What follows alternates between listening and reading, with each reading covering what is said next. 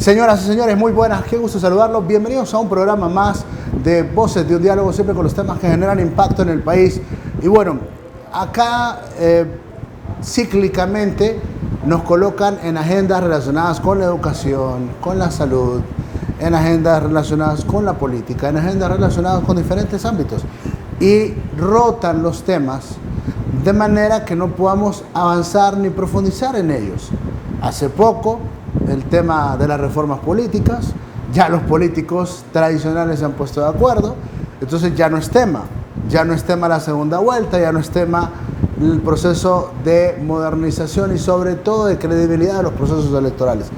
Ya no, ya hay acuerdos, entonces tenemos que avanzar. Y hoy colocan sobre la agenda un tema que, si bien es cierto, viene de datos estadísticos que se manejan en el ámbito internacional en cuanto al tema de la criminalidad, pero bueno, lo colocan en agenda y como quieren que hablemos de seguridad, vamos a hablar de seguridad, pero vamos a hablar desde la perspectiva no de lo que quieren ellos y no solo el gobierno, porque acá hay organizaciones que tienen sus propios criterios de cómo hablar sobre el tema. Nosotros la agenda la manejamos en base al interés del pueblo hondureño y quiero dejarlo claro, porque el tema de seguridad siempre va a ser tema. La seguridad ciudadana siempre va a ser tema. El general en condición de retiro, Luis Maldonado Galeas, nos acompaña hoy acá en Voces de un Diálogo. Le quiero dar la bienvenida. Mucho gusto, un placer. Siempre bienvenido a este importante foro. Y quiero iniciar la plática consultándole en relación a estas estadísticas que se dan a conocer en el ámbito internacional y que colocan a Tegucigalpa y San Pedro Sula ya no como las ciudades más peligrosas de Honduras. ¿Qué opinión le merece? Buenos días, muchas gracias por la invitación y esperamos ser contribuyentes a la opinión pública en esta temática. Bueno, se aceptan los números, se aceptan las estadísticas, la forma que nosotros consideramos debe ser científica para poder determinar estos datos y por lo tanto deben de aceptarse como los esfuerzos que se hacen desde otras instancias para hacer las valoraciones acerca de la inseguridad en países como el nuestro. Y si hablamos desde el punto de vista cuantitativo, la cantidad de muertes violentas por cada 100.000 habitantes, pues ha habido una significativa reducción en esa temática, cuántas personas mueren. Haciendo una apreciación de todo esto, en el año 2011, 2012, las cifras de muertes en esos años rondaban las 7.000 aquí en Honduras. Sí. 7.000 acumuladas por año. Hoy estamos aproximadamente a unas 3.500 en ese rango aproximado. Pero ¿qué significa comparar 7.000 muertes con 3.500 muertes? Significa de que ya dejaron de ser una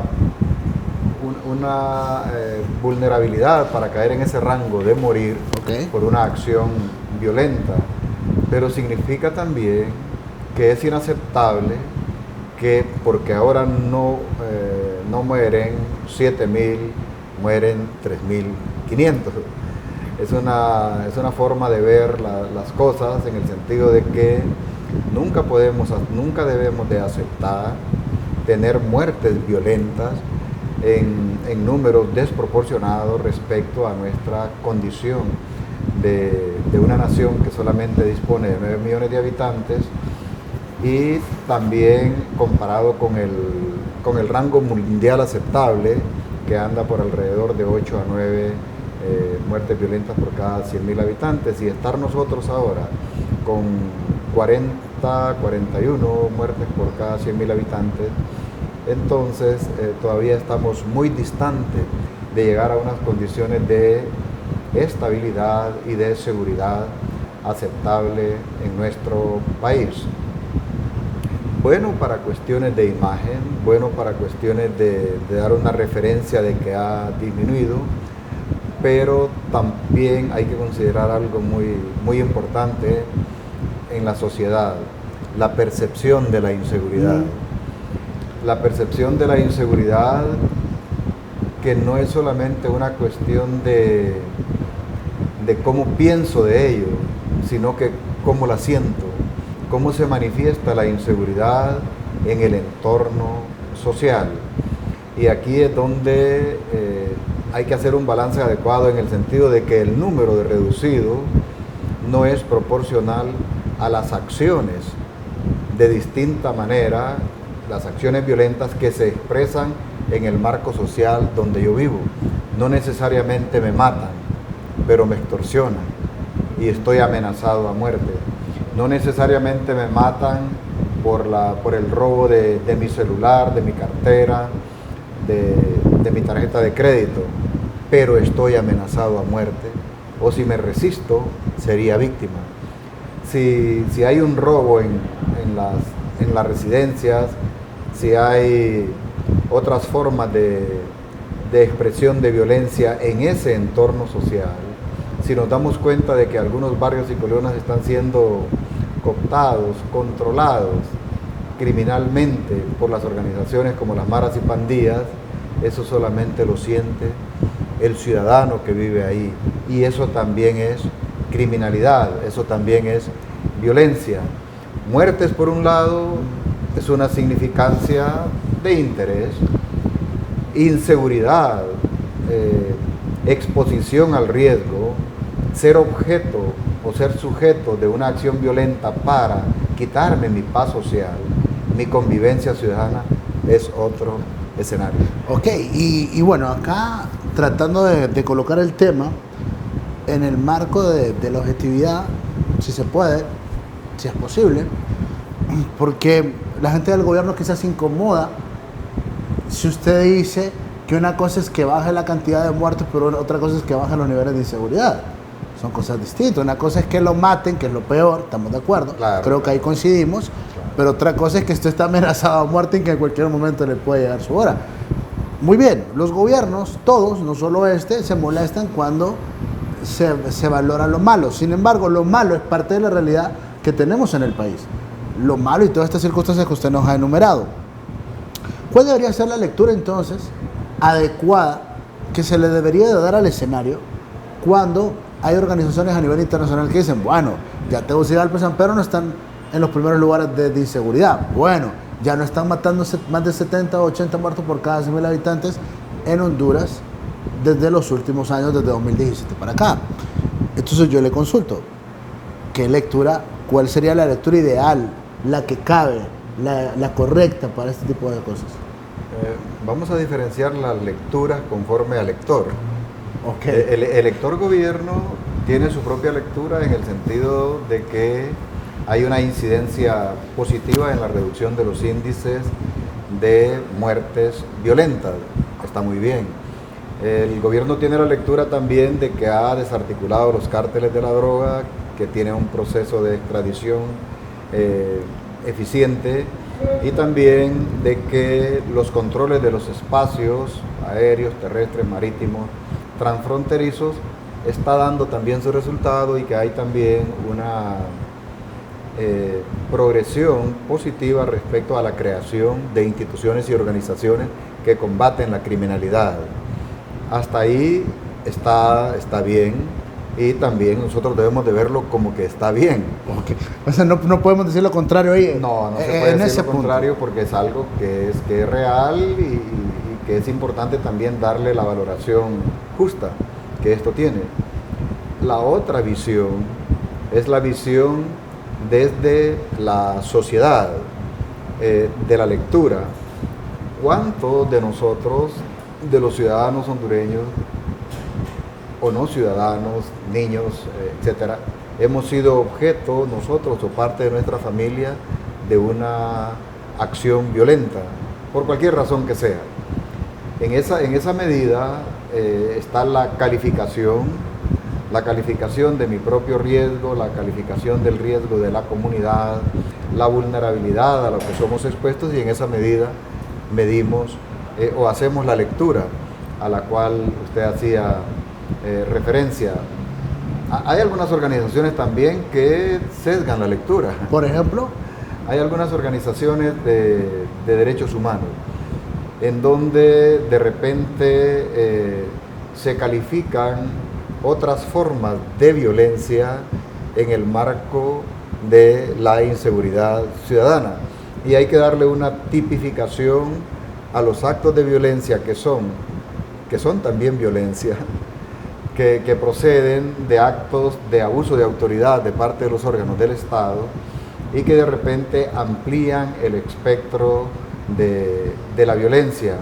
No obstante, dicho esto, yo debo de reconocer y debo de también procurar dar la lectura adecuada de que eso también es violencia, de que eso también puede caer en un asunto de criminalidad proveniente desde las estructuras que de alguna manera pretenden mantener el orden público y la seguridad, pero que los abusos de autoridad no están exentos de esta lectura.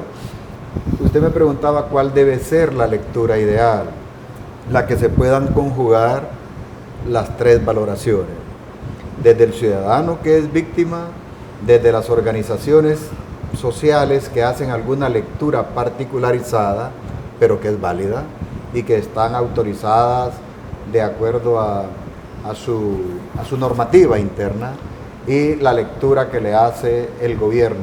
Ninguno de los tres debe de quedarse con su propia apreciación, sino que se debe de crear el mecanismo integrador de la lectura adecuada, de tal manera de que cuando surja o salga esto a la luz pública, lleve el componente de la verdad, la verificación, la certificación y también la comprobación de los hechos.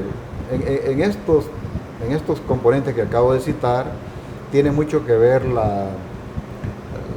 la actitud de parte de las instituciones del Estado para ser cooperantes en esto, llámese Policía Nacional, llámese Medicina Forense, llámese Ministerio Público, Corte Suprema de Justicia, incluso las fuerzas militares, las fuerzas armadas. Todos deben de actuar conforme a la honestidad, a decir la verdad respecto a este tipo de situaciones. Y también hay que ver algo en esto, en la idealización, y es quiénes tienen el control de la transmisión de datos o de la obtención de los datos.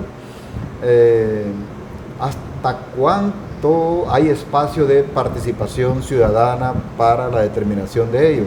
¿Cómo están estructurados los observatorios de la violencia? ¿Son suficientes? ¿Y son objetivos?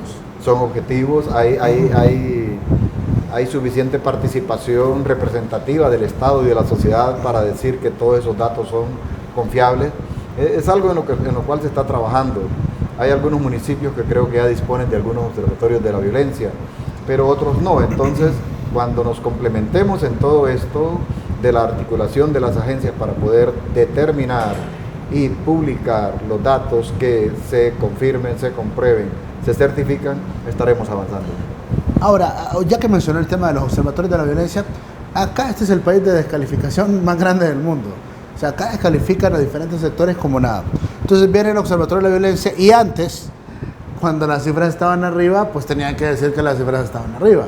Hoy el observatorio da a conocer una información en la que pues revela que las cifras bajan en comparación a los últimos años. Entonces ya hay quienes políticamente cuestionan el Observatorio de la Violencia porque dicen que ahora es afín al gobierno de la República.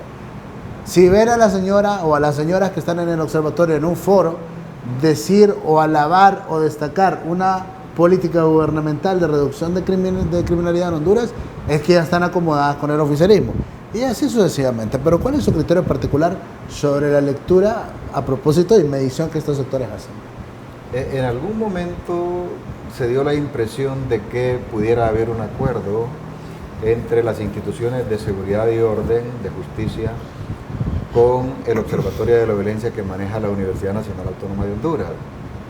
Yo todavía tengo la impresión de que hay que avanzar más en esto de la confiabilidad. Hay que avanzar un poco más para crear los mecanismos técnicos, científicos, etcétera, para que de esto no haya ninguna duda. Sí hay algo que sí es una realidad en Honduras. En algunos espacios del territorio nacional se dan crímenes que no son reportados. Y esto obedece a varias circunstancias. El entorno social, la amenaza que hay ahí para que esto no trascienda, la dificultad de las autoridades para tener una cobertura territorial total, y de repente puede haber hasta algo de intencionalidad para que eso no se dé. Estas son variables que ponemos en la mesa para que esto sirva de referencia, para tomar las acciones que convengan y minimizar este tipo de circunstancias para dar datos fehacientes. La universidad, con este órgano dependiente de un instituto, que es el Observatorio de la Violencia, debe dar señales de un abordaje científico. Si estamos hablando de la universidad, el instituto debe dotar de las herramientas, presupuesto, tecnología, capacidades de coordinación, medios de movilización, etcétera, a este Observatorio de la Violencia para que tenga las herramientas convenientes para poder llevar a cabo este tipo de acción. Ojalá y así sea. Ojalá y esa percepción que se tiene cuando vemos al observatorio coincidente con lo que también expresa el gobierno, no sea algo que esté sujeto de una contaminación respecto a lo que nosotros los ciudadanos necesitamos saber. Ahora, el tema relacionado con la confiabilidad en las estadísticas, evidentemente falta muchísimo por hacer. O sea, ¿en quién creemos? Si no creemos en el gobierno, no creemos en el Observatorio de la Violencia, no creemos en las ONGs, se cree más en lo que se ve en la tele, se cree más en lo que se escucha a través de la radio, y lo que se ve es que sigue corriendo la sangre en Honduras. Retomamos el tema percepción. El tema percepción se fomenta mucho, por supuesto, a través de lo que informamos los medios de comunicación. Pero a mí me llama la atención lo siguiente. Acá hay fenómenos que son evidentes, pero que no están teniendo una medición quizás científica, como usted dice. La gente se está matando en Honduras. Quieran aceptarlo o no quieran aceptarlo. Estaba haciendo un balance el otro día con el equipo de prensa y me dicen, mira, solo en la última semana se mataron 10. Ya es en cualquier país sería una pandemia. Uno. Segundo, la cantidad de motociclistas accidentados y muertos ya es grave. Y lo que nos quedan son los videos impresionantes o espeluznantes, y lo que nos queda es la cobertura mediática del suceso. Pero en la práctica no se llama por su nombre al fenómeno. Siento que mucho está ocurriendo también esto con el tema de las muertes. Voy a tratar de profundizar en esto de la lectura para identificar dónde está el éxito, dónde está el fracaso. Hay un relativo éxito en los operadores de seguridad y menos en los operadores de justicia. Okay. Los operadores de seguridad, llámese Fuerzas Armadas y policías, tienen sus éxitos, desarticulan bandas, capturan líderes de organizaciones criminales, de crimen organizado, de organizaciones internas, de crimen organizado transnacional, de narcotraficantes.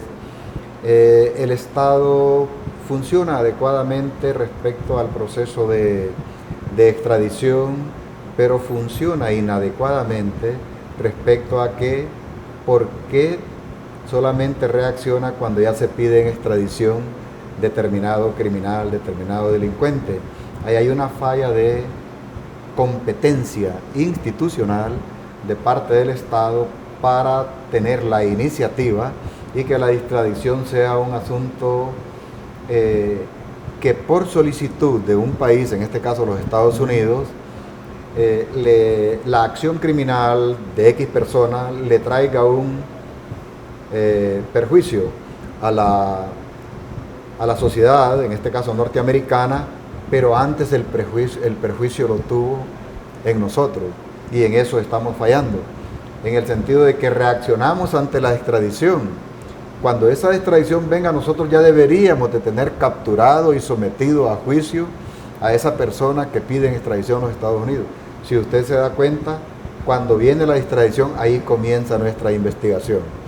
Ahí está la falla del sistema, en esa parte. La otra falla o limitaciones está en el proceso del soporte de la judicialización de la persona que es capturada por la Policía Nacional o por la Policía Militar del Orden Público, por las Fuerzas Armadas o por otras agencias.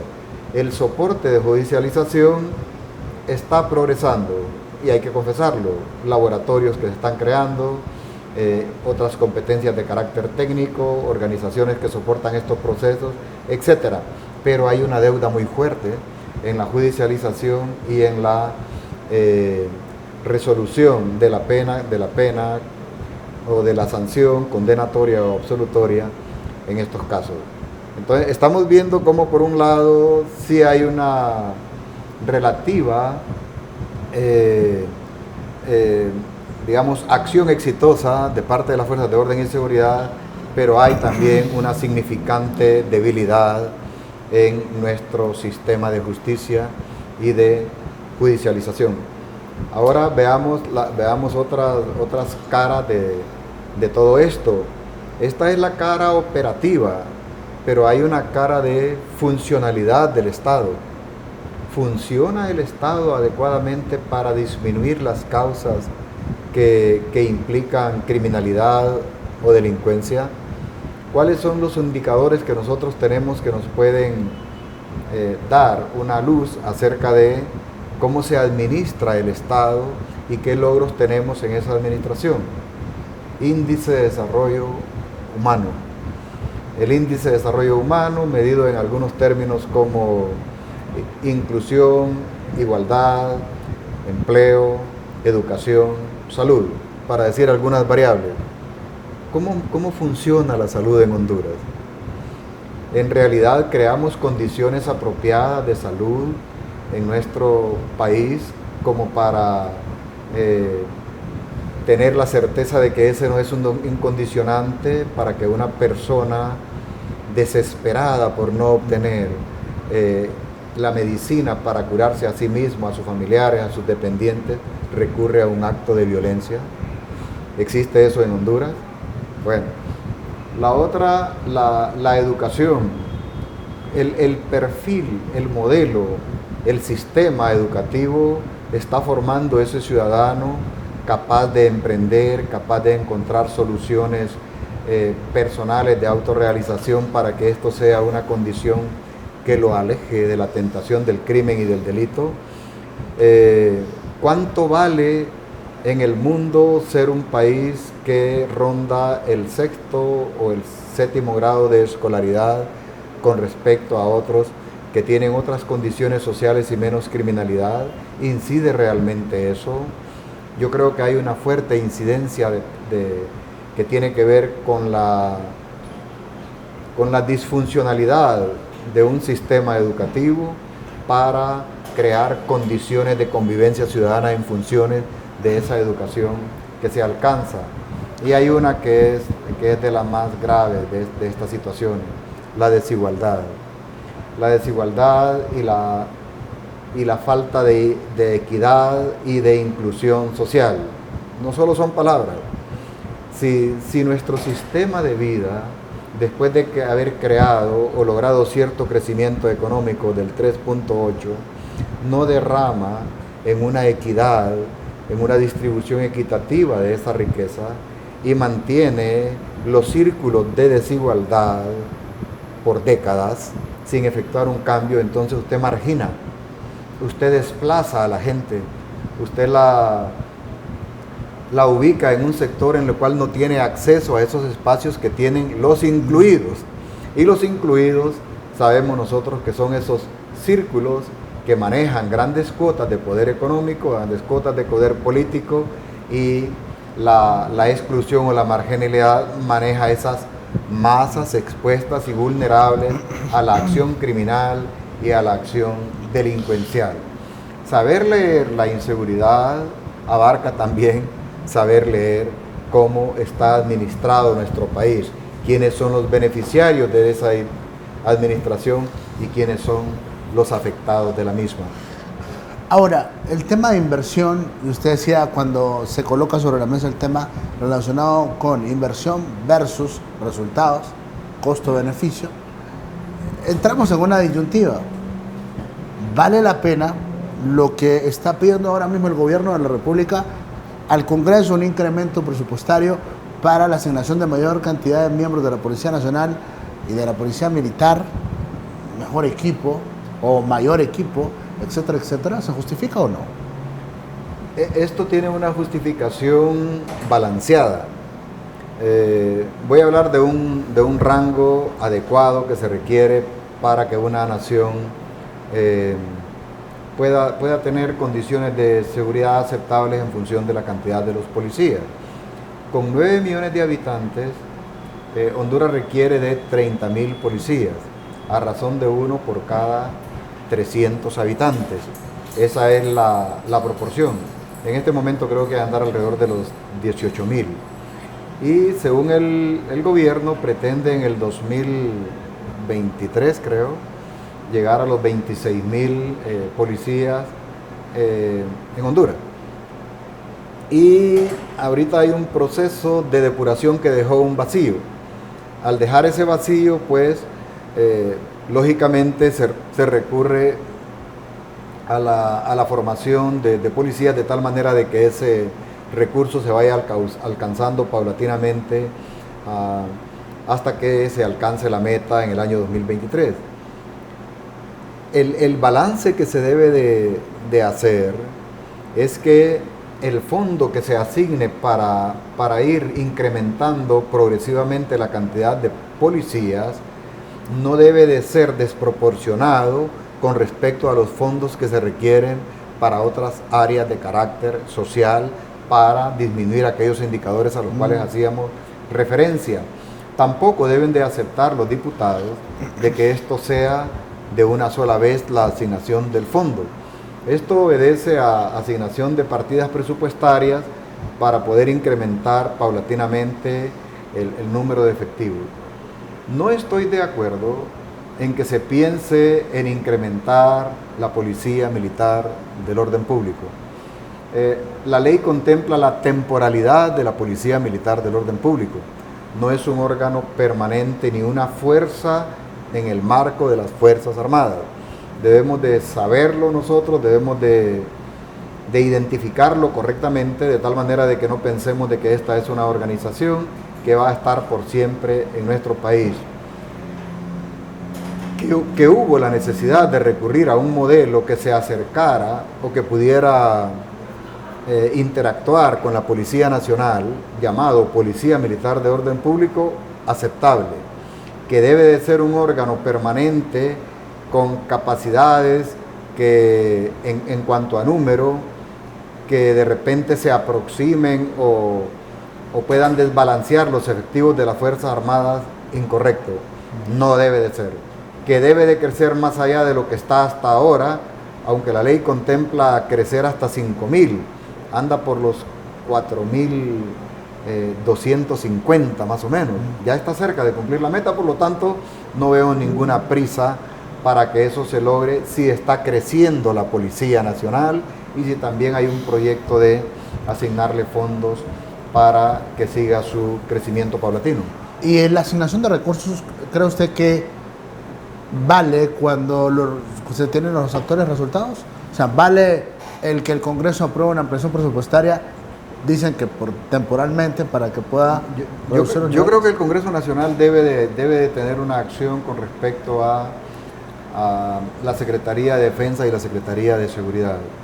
Creo que deben de haber conversaciones formales con ambas instituciones para que informen a la bancada, al nivel que considere el presidente del Congreso Nacional. Puede ser a nivel de bancadas o puede hacer una comparecencia respetuosa en el hemiciclo antes de entrar esto en un proceso de elaboración del decreto respectivo. Y a esto se llama socialización. Y no solamente a nivel del Congreso Nacional, yo creo que las Fuerzas Armadas deben de llevar la Policía Nacional más que todo, esta intención a la sociedad, a las distintas representaciones de nuestra sociedad para que se formen los criterios o se compartan las argumentaciones que se tienen desde estas visiones con las visiones que tiene también nuestra sociedad. Debemos de avanzar a un proceso de compartir, de participación, de espacio de opinión pública para tomar este tipo de decisiones. Al fin y al cabo es una decisión que vendría a tener un impacto en esa sociedad a la cual necesitamos proteger. ¿Necesitamos más armas o más pupitres? ¿Más armas o más medicamentos? ¿Cómo lo ven? No, desde luego que las prioridades de un Estado para poder desarrollarse está en razón de la asignación presupuestaria y de los recursos hacia aquellas áreas que propendan precisamente a ese crecimiento humano. Desarrollo humano es una tarea ineludible del Estado. La persona humana constitucionalmente es el referente para la acción y la gestión del Estado y de la sociedad. Por lo tanto, ahí debe de concentrarse la prioridad. Hay que darle un término al gobierno, hay que darle un plazo al gobierno. Si está con esta intención, pues hay un término y una demanda de seguridad integral, no una demanda de reducción de muertes por cada 100.000 habitantes, es reducción de las causas, de los indicadores, de los motivantes, de las circunstancias que motivan o inducen a que esta sociedad agarre caminos de criminalidad o que sea víctima de la criminalización. Ahí es donde debe de concentrarse la exigencia. Entonces, desde luego, más pupitres, más medicinas, más atención, más seguridad social. Seguridad social. Aquí tienen un espacio muy amplio los partidos políticos para tomar el tema de la seguridad social como un tema de exigencia, no esa seguridad social superficial, y también la toma de decisiones. Y aquí quiero introducir un tema del Infop. Creo que vale, ¿verdad? No, y vale porque al final, para evitar que haya más delincuentes en Honduras, porque acá dice, bueno, acá ha aumentado la criminalidad. Mire, si hasta los niños de las personas que se dedican a delinquir acá en el país, ellos se preocupan porque vayan al kinder, porque vayan a la escuela. Y quiero introducir dos conceptos que son importantes que la ciudadanía los aprecie. El Infop se está tratando en este momento por las autoridades representantes del gobierno y las personalidades representantes del sector privado como rentabilidad económica. El Infop es un órgano de rentabilidad social que traerá como consecuencia de esa rentabilidad social la rentabilidad económica. ¿Y cuál es la rentabilidad social?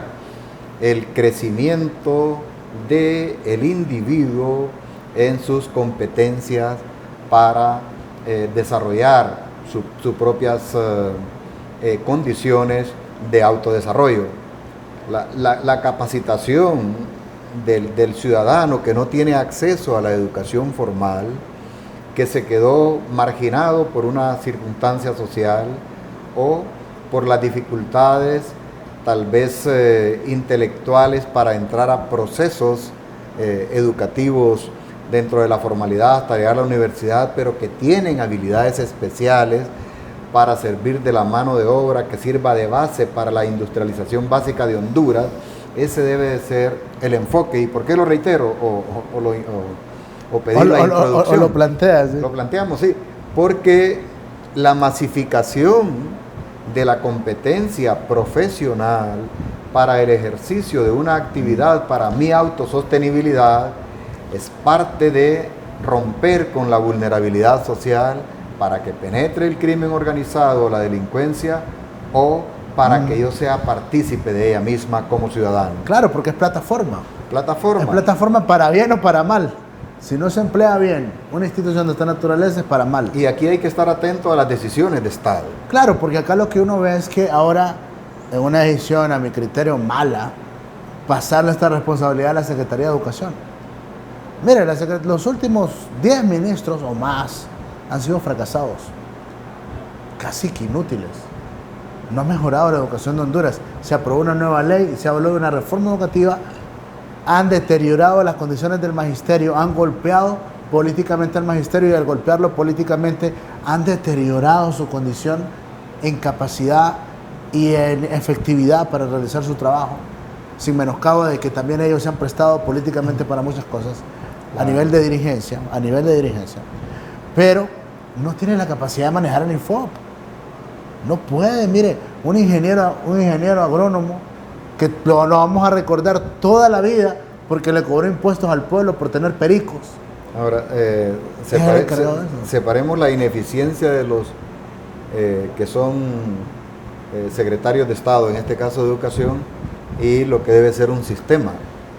El Infop deben de estar debidamente enmarcado en el sistema educativo nacional, vinculado con el Plan de Nación, vinculado con el Plan de Desarrollo Nacional, que nunca lo vemos, o la definición clara del plan de gobierno, que tampoco son tan visibles, excepto algunos planes particularizados como el Plan 2020 y otros que tienen esa connotación. Entonces necesitamos mucho más que decir vamos a despedir y vamos a cerrar temporalmente el Infop para darle una solución, parcial, de conveniencia para los actores y no de conveniencia para la nación. Es que se percibe que lo que quieren es, como una política de Estado, no de ahora, sino que hace un buen tiempo, eliminar los sindicatos. No quieren el sindicato ahí. Entonces yo escucho información por acá, por allá, ya los sindicalistas han venido al programa y ya los están acusando de que se quedan con 40 millones de lempiras, no sé si anuales o mensuales. Y bueno, yo digo, si un sindicato percibe 40 millones de lempiras. Ahora, hay una cosa también. No estamos hablando de un ayer cercano.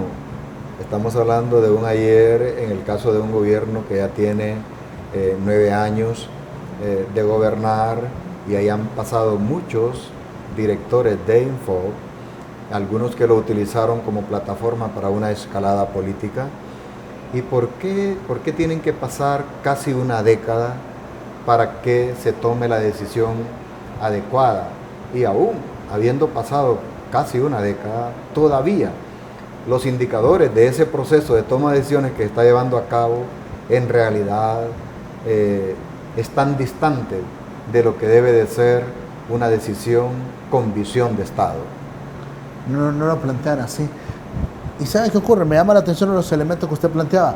¿Por qué solo entre Estado, o sea, gobierno, y la empresa privada? Mire, la empresa privada ha financiado, no podemos negarlo, pues. Ellos han puesto mucho dinero, o poco dinero, no sé cómo, depende de cómo lo quiera medir, dice usted. Es que hay algo que ahí que no anda depende del lector, claro. Dice usted. No, es que parece de que es un fondo deducible del impuesto sobre la renta. Al final, o sea que no pierden. Al final ese dinero debió haber llegado al Estado y el Estado sería el que lo estuviera administrando. Yo no estoy seguro si eso continúa así, pero si fuese así, yo creo que también es un mal mensaje decir que la empresa privada está subvencionando al Infop si es con algo deducible del impuesto sobre la renta, que en todo caso tendría que llegar al Estado mismo. Sí, o sea, no pueden, o sea que en todo caso no es que es un gran sacrificio el que han hecho para sostener el Infop. Ahora, el impacto social que ha tenido en los últimos años, bien o mal manejada la institución, ha sido bueno. Muchos pintores de carros subsisten hoy gracias a que aprendieron el oficio en el Infop.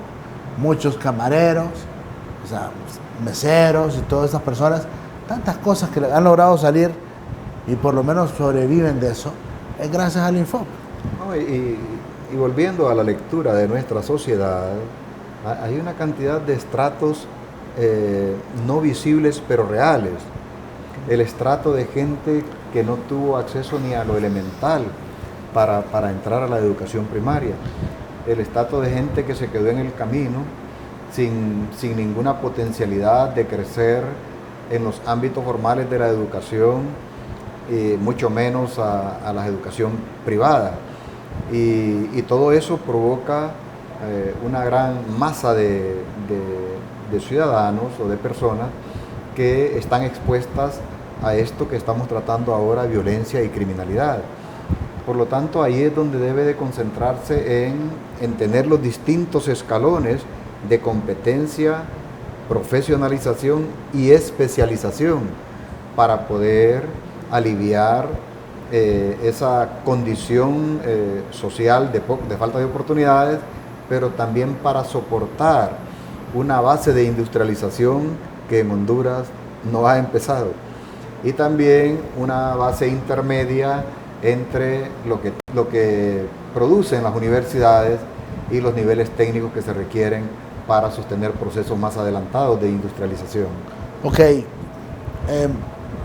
¿cree usted que va a haber una profunda crisis si no se toma una decisión inmediata, distinta a la que están planteando? Yo no comparto que de la noche a la mañana se la pasen a la Secretaría de Educación. Yo no sé si eso sea lo más acertado en este momento. Intervenirla. ¿Cuántas instituciones se mantienen intervenidas y los resultados son muy malos? ¿Qué procede? Yo lo que veo como una solución adecuada es que la solución no quede en manos de la parte interna del Infoc, ni tampoco con los actores de interés inmediatos como es la empresa privada, ni la representación del gobierno inmediata. Yo creo que esta instancia debe de elevarse a un nivel más alto de análisis. Y aquí yo insto al Congreso Nacional de que tome la acción correspondiente en esta entidad. No se trata de algo muy simple. Se trata de crear una plataforma del destino de Honduras en términos de la formación técnica especializada profesional de los hondureños para el soporte de procesos productivos y de industrialización actuales y futuros. Si habrá de pasar a la Secretaría de Educación, habría que considerar los términos de alcance de la actual ley y cuáles son los que debe de abarcar una nueva ley del Infoc. Y en ese marco de leyes, la ley marco de educación, la ley específica del Infoc, y revisar la ley del sistema educativo nacional, porque lo que produzca el Infoc será un eslabón en la cadena de profesionalización del hondureño y en la cadena de los procesos de crecimiento de las capacidades de la industrialización en todos los sentidos. Bueno, o sea que acá hay crisis en diferentes sectores. Mire, el Infoc es porque le han querido entrar ahora mismo. Pero hay otras instituciones, mire, Lina, ya ellas están con lo de Lina, Banadesa, las organizaciones del café, las organizaciones campesinas, las organizaciones sociales vinculadas al gobierno, el Banprovi, ya ellas están con eso. Banadesa, ¿me entiende? Entonces, nos preocupa porque son instituciones que están muy vinculadas a la parte social, están muy vinculadas al pueblo. Yo quiero dejar algo. Últimamente se ha estado presentando unas intervenciones desde el Ejecutivo. Ha llegado el momento que los diputados del Congreso Nacional asuman una responsabilidad de tomar una acción directa en todas las instituciones del Estado, porque es donde verdaderamente está un poder que puede hacer la acción interventora. Y hay una oportunidad para que los partidos políticos pues generen iniciativas que puedan mejorar todo este entorno. Qué gusto platicar con usted. Igualmente. Es un placer. Doble Maldonado Galea, soy acá en Voz de un Diálogo. Muchas gracias a todos ustedes que siempre están pendientes buenos días, buenas tardes, buenas noches. Depende del horario en el que usted nos esté viendo.